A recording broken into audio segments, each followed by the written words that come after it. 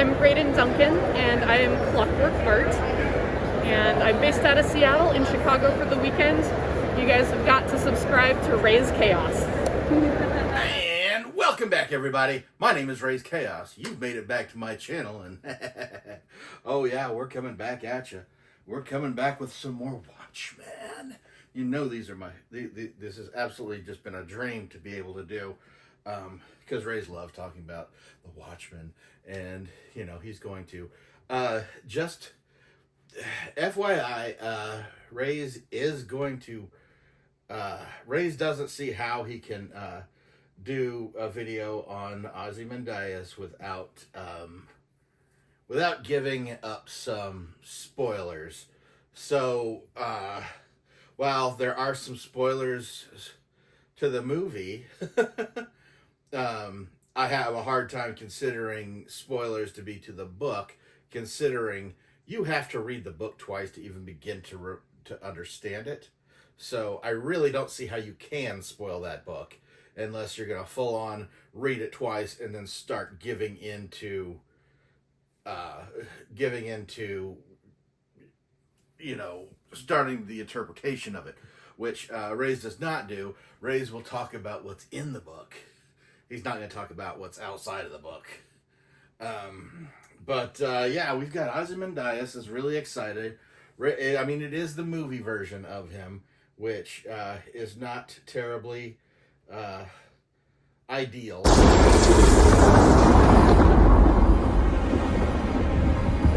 I am disappointed, Vite. Part of what makes this not ideal. There's a couple things that make this not ideal. One, the costume is different than it is in the comics. They did a movie version, and not only did they do a movie version, but Zack Snyder, when he was putting together this movie, this costume in particular was made specifically to be a parody of Robin's costume, the one worn by Chris O'Donnell in Batman and Robin. It was just basically a stab at that. I mean, it's a parody of that costume. So yeah, I don't appreciate you. I don't appreciate you messing with my dick, dude. Even that movie was bad enough. It is a parody of itself. You don't need to do anything extra to it. And in doing so, you kind of made the Watchmen movie a bit of a parody of itself. Don't get me started on the movie. I already started on myself on the movie, but Raze is going to try and move off of here. But we're going to get to number 2, Raze's issue with this. There's no Bubastis. Of all the characters in the Watchmen, the one that should have one of those little and buddy whatever on there is Ozymandias. Reds are polluting the city lake. What do we do? We call the Watchmen. You kind of want a little Bubastis in here. Yeah, it doesn't even have to be a big one. Just have it almost like I know in the Watchmen series that they put out on HBO, Ozymandias was a character in that, and since Bubastis is a genetically engineered red lynx that he creates himself, you see in that show that you know, since that show takes place after the Watchmen has already ended, and apparently he is basically making a new Bubastis. Raze can't tell you too much about that because Raze has not watched that show. Have no fear! Tried to, couldn't. So it really, I mean, for like some of the before the Watchmen, the miniseries, the other Watchmen related series that they've put out, like the Doomsday Clock and all that stuff, Raze simply will not read, because the Watchmen don't belong in the DC universe. They deserve they were purposely put in their own separate space for that reason. So none of this whole mixing it in with the regular DC, none of that makes sense. It doesn't make sense to Raze anyway. And yeah, the prequel stuff, you're not going to get anything from any of the prequel comics that you didn't get told better in the actual book. I mean, the book is actually a self-contained piece of fiction that if you want to understand it better, just read deeper into it. You don't need to go to outside sources. It's all in there. And I mean, the better you understand everything around you, the better you understand that book, because honestly, it's insane as to how well done that book was, utilizing everything that is comics, everything that you can specifically do with comics that you can't do with any other medium. It is literally unfilmable.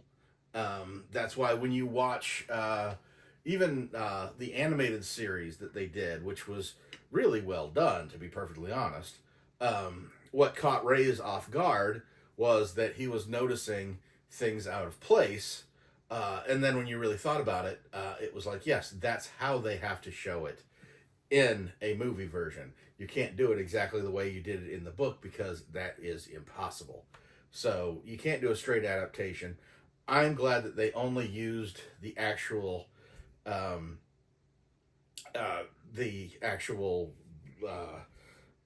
artwork from the book in that animation, and they basically, I want to say about 85 to 95% used actual. They barely inserted anything at all, which was extremely appreciated.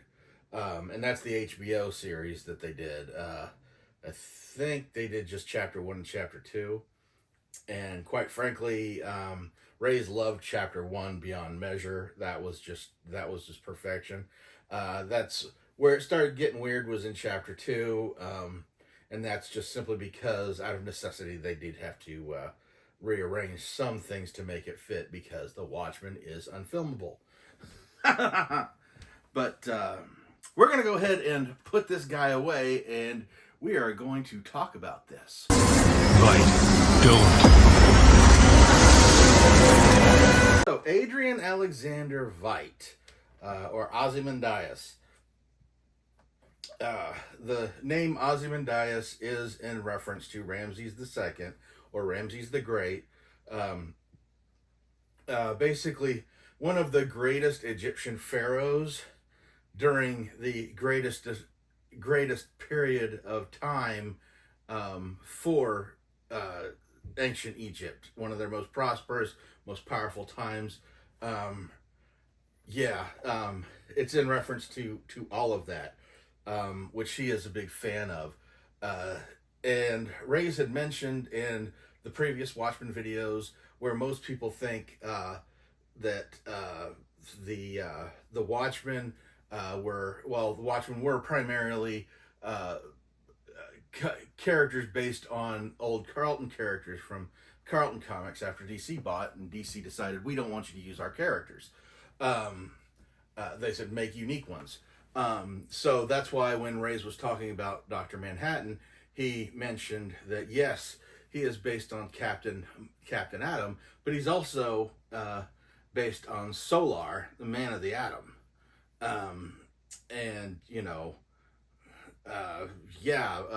Night Owl, yes, is based on not only Blue Beetle, but in a lot of ways, the campier version of Batman from the 66 series. It's a combination of the two, the utter optimism of the Adam West Batman. A lot of these were combinations of two characters, hints of a second character, but primarily based around that original Carlton character, except for Silk Spectre, who was primarily based on Black Canary, and then given subtle Nightshade appearance details to her, due to the fact that he Alan Moore didn't know anything about Nightshade. But Nightshade had powers, and the only character with powers in the Watchmen universe is Dr. Manhattan. Restructuring myself was the first trick I learned. Did you really think it would kill me? In this case, it is slightly similar, as Alan Moore had the character he was going to base on Ozymandias, and he knew who he was going to use. Dave Gibbons, the artist for of the Watchmen, he had his own visual inspiration that he wanted to use for Ozymandias. So obviously these two things were not going to conflict with each other, because one guy's writing the character, the other one's drawing him. And I'll let you know right now, the visual reference that Dave Gibbons used for Ozymandias in the book is actually Julio Iglesias. Yes, the Spanish singer. That's who basically Dave Gibbons designed Ozymandias to resemble. If you look at Julio Iglesias, you'll understand exactly why. You'll definitely see that reference. See that he was based on that. But with Alan Moore, he took the Carlton character of Peter Cannon, the Thunderbolt, and honestly, it is very, very close. This is probably the character that represents most closely resembles the original Carlton character that he did. There are several differences. With Peter Cannon, the Thunderbolt, he came out in 1966. Or somewhere about mid-60s, 66, 68, somewhere around there. He was blonde-haired. He had the two-tone costume, and he was just basically physical perfection. He was orphaned at a young age in the Himalayas. His biological parents were killed during this journey into the Himalayan mountains, and he was adopted by Himalayan monks, and these monks had decided, hey, we've got this little Peter Cannon here. He is an outsider. How about we raise him to peak human perfection? Mentally, physically, he's going to be the peak human. He's going to be the smartest. He's going to be the fastest. He's going to be the strongest. Everything. And we're going to entrust our ancient scrolls. We're going to teach him the secrets of our ancient scrolls. Just as a writing bonus or a writing cheat. Anytime he has to do something a little bit more than just peak human, they can always just, this is an ancient secret from the Himalayas that he could just pull out of nowhere.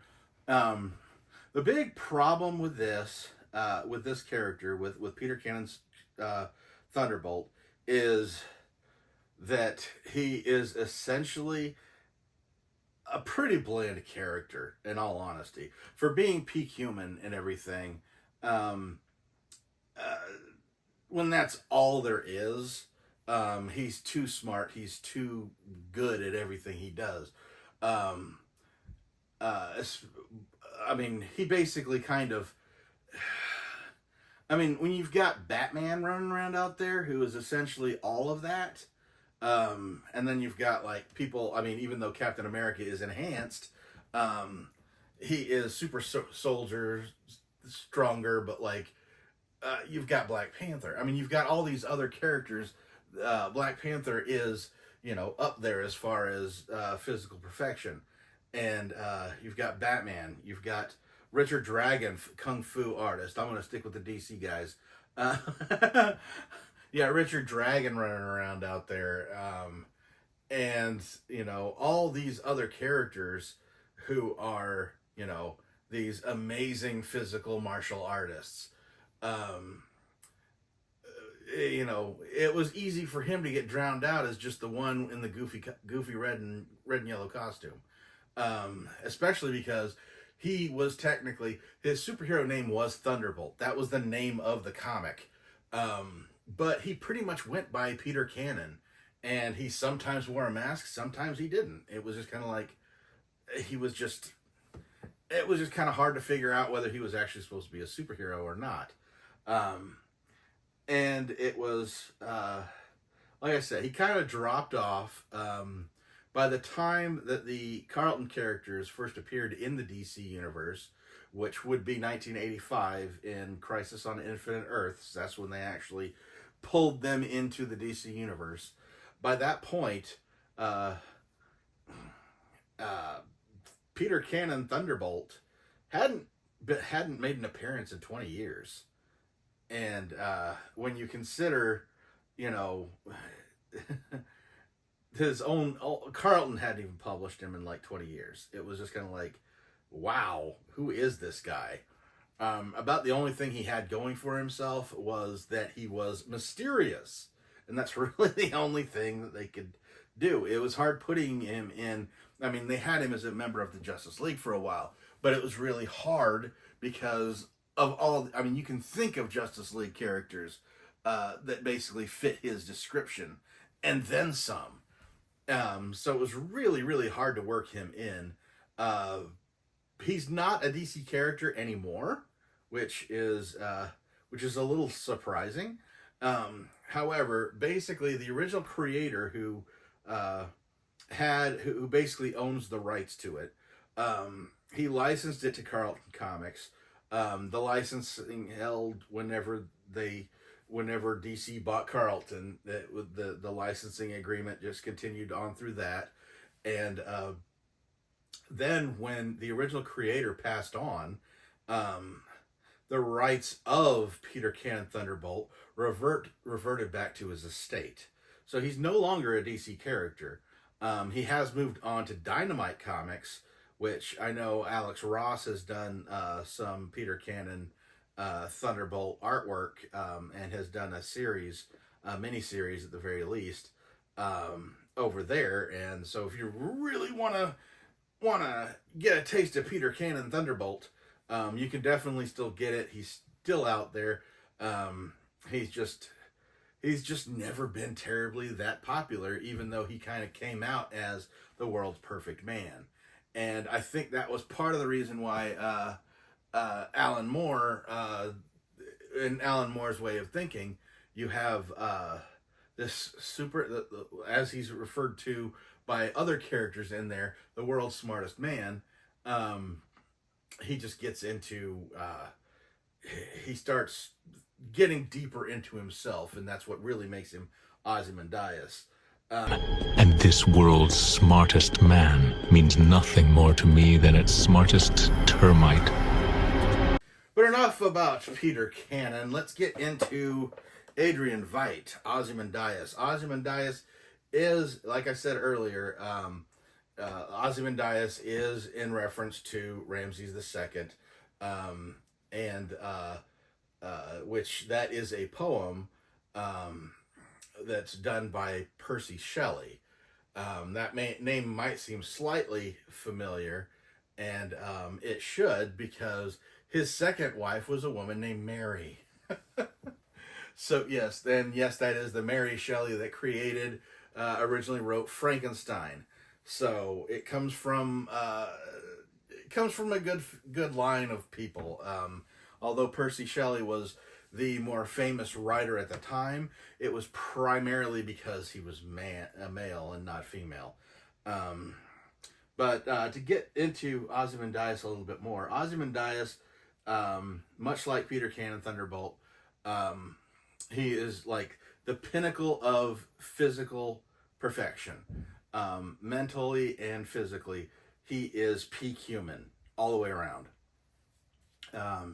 He was born gifted, I guess you'd have to say, but by the time he was in school, he recognized that he was much smarter than his peers, than his other classmates and everything. So much so that he knew this was going to be a problem. So he actually hid his intelligence for a long time, and he hid how much smarter he was than everybody else. You know, kind of doing the Clark Kent to the Superman attitude, where I'm not that good. He would get, excellent grades and that kind of stuff, but never really showing what he could do in order to keep himself in a normal group.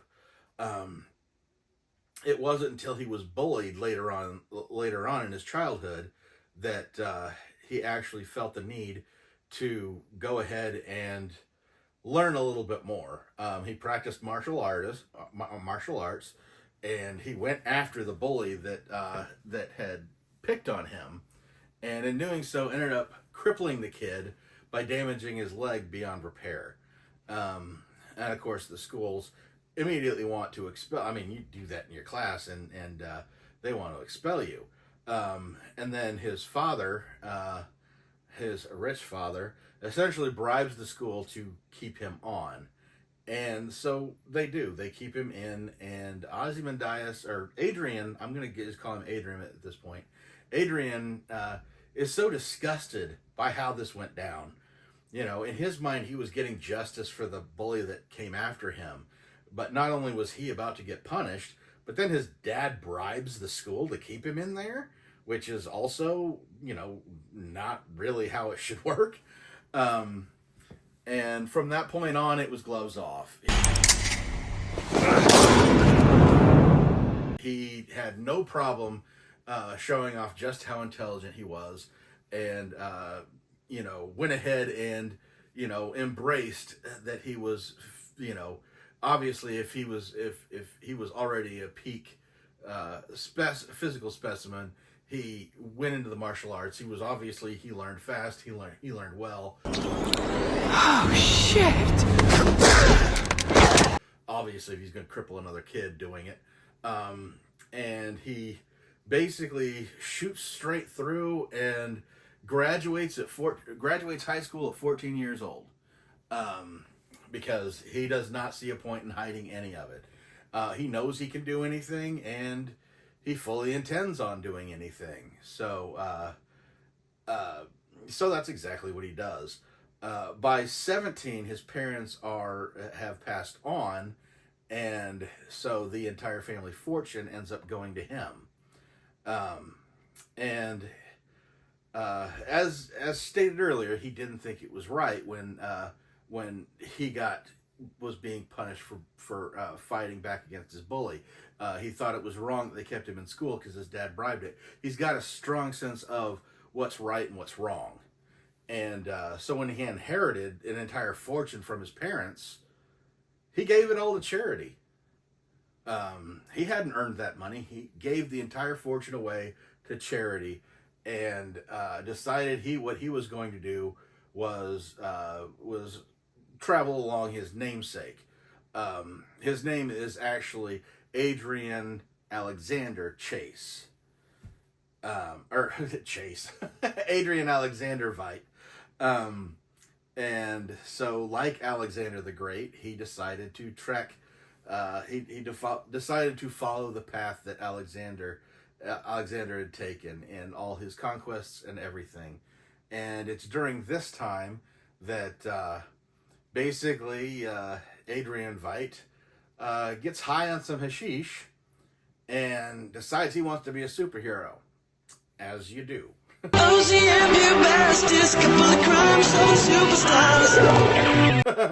And he goes back and he decides to, fight crime as Ozymandias. His original hero was Alexander the Great, and the longer he went on the trek, the more he got into the Egyptian side of Alexander the Great, and that's what led him to Ramses the Great.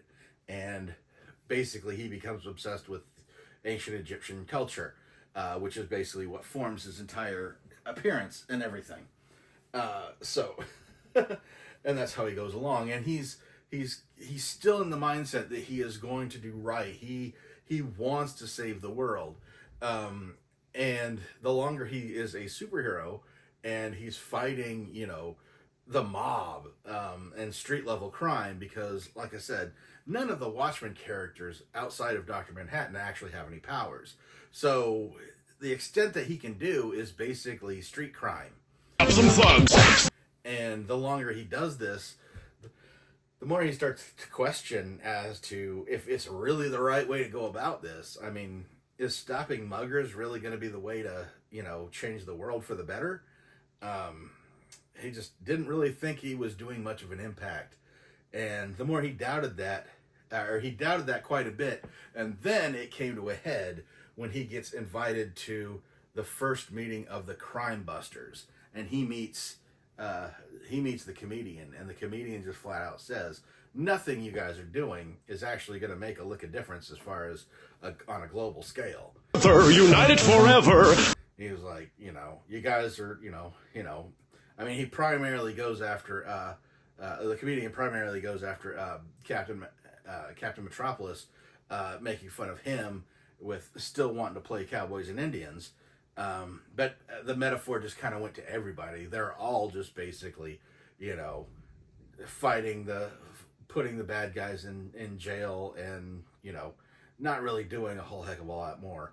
And that's when Ozymandias at this point has started becoming more internal and thinking, what can he do to achieve a greater good that would basically encompass the entire globe? How would one go about world peace? And so in giving up on that, he basically retires from being Ozymandias. He's just Adrian Veidt, and he does what a lot of people in real life like to pretend can be done. But yet we've never really seen an example of this. We have never seen, like I said, he inherited a fortune when he was 17, and he gave it all away, just kept enough to live on, basically. But what he does is he starts marketing himself. He's got colognes, he's got toys, he's got, all these things that are basically, his brand, and he's pushing it out there, and he basically goes from nothing to a mega corporation, scientific achievements after scientific achievement, just everything. He gets into the genetics, where Bubastis is from, this genetically modified red lynx. And Bubastis is actually an early prototype for what his plan actually ends up being. I don't want to get into all the ways he executes his plan, because that's a lot of what goes on in the Watchmen. And seeing it tying back to him is really kind of scary as to all the bases he covers. But basically what he does is he hit the main goal of his plan is creating he works with a bunch of geneticists and a bunch of artists to create a living 3D beast. He mimics, he basically studies Dr. Manhattan and how he's able to teleport and everything, and he can almost duplicate it. He can't do it perfectly, because the big side effect is anytime you use this teleportation equipment to transport the way Dr. Manhattan does, the results, once they materialized, after a few seconds, they just simply exploded. So he basically incorporates this into his plan, where he creates basically a alien-looking monster and teleports it to New York. It lands on New York. It kills millions of people. And as he puts it, killing millions to save billions. The whole idea is, once this happens, the Cold War, which is kind of has been around, but nobody wants to mess with the United States, because obviously Dr. Manhattan will stop any kind of aggression done towards the United States, but that doesn't necessarily make everybody peaceful. They still hate each other. But an alien threat dropped in the middle of New York, and it basically explodes. And they suddenly, all those suspicious eyes move from each other to up into the skies. And at this point, the entire world is unified in looking at, it's one world, and our enemy is from outside of it for the first time in history. I did it. I did it! Everybody's on the same page. And at that point is when Adrian Veidt raises up his arms. He's done it. He has achieved world peace. But even though in the book, and even in the movie, they show how this is going to be unraveled because eventually it's going to get found out.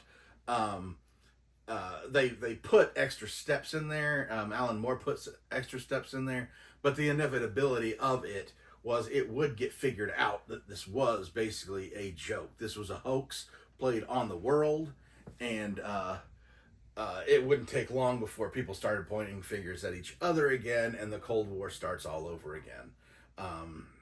The distrust of other countries, the distrust of your neighbor, everything.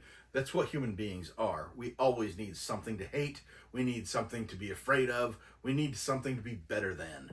And it was only a matter of time before it morphed back into that. And Ozymandias knew this going into it, but what he wanted was for that brief period of time that the world was united, because he would have been the first person ever to do it. And it was one of those things where, you have the heroes looking at each other, Night Owl and Dr. Manhattan looking at each other like, we can't expose him because that will undo the good that it has been done from this tragedy. And let's let people enjoy it while they can. We know it's going to fall apart pretty soon anyway. But, yeah. But for that one brief second, he has that moment. And, again, killing millions to save billions. Necessary crime. You know we can't let you do that. Do that, Rorschach? I'm not a comic book villain. Do you seriously think I'd explain my masterstroke to you if there were even the slightest possibility you could affect the outcome? I triggered it 35 minutes ago. It really does feel almost Nazi-esque as far as, killing people in order to save no one person should make that decision. Nobody is above anybody else, but Ozymandias felt like he did. And Raze really went on a tangent this time, more so than he thought. But I guess since he is talking about the villain of the piece, it was really really kind of warranted. But at this point, I think we just need to go ahead and take this guy out, and we need to have a look at him. And I think the most impressive thing about this pop right here is just how arrogant it comes off. I mean, he really does look like he really can't help but give off this air of I'm better than you. Like I said before, the costume is actually made to be more of a parody of the Robin costume for Batman and Robin, with the way it's designed, the way it's set up. Zack Snyder even admitted it. But yeah, I really wish it could have been more comic book accurate. But then again, Raze always says that. But it was primarily, as long as you had the purple and gold and the Egyptian aesthetic, it's really kind of hard to mess that one up.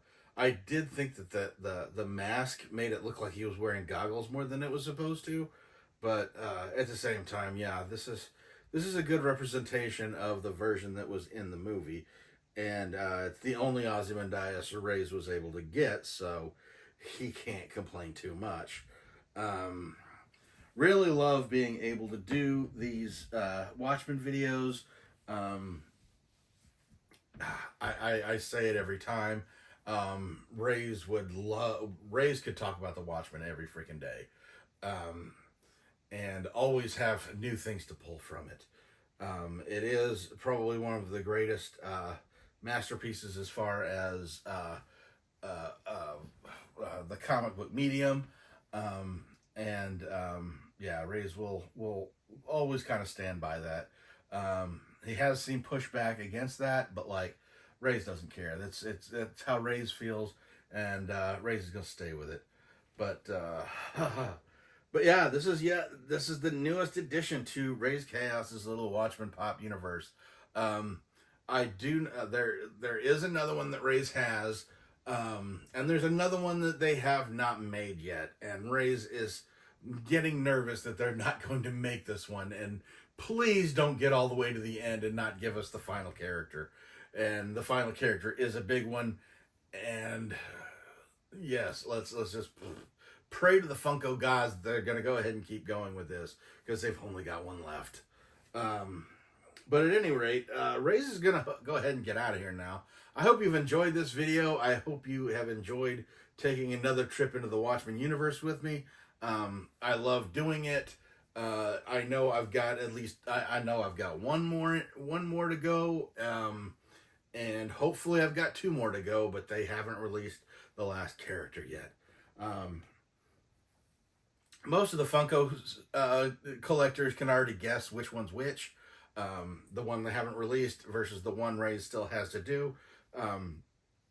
Could probably figure it out, but Raze isn't going to say here in case people don't actually know, and he'll just kind of leave you guessing. But if you're a fan of the Watchmen, there are only two characters left to go as far as talking about them, them as a whole. And I want to say your guess is as good as mine, but mine's better because I already know.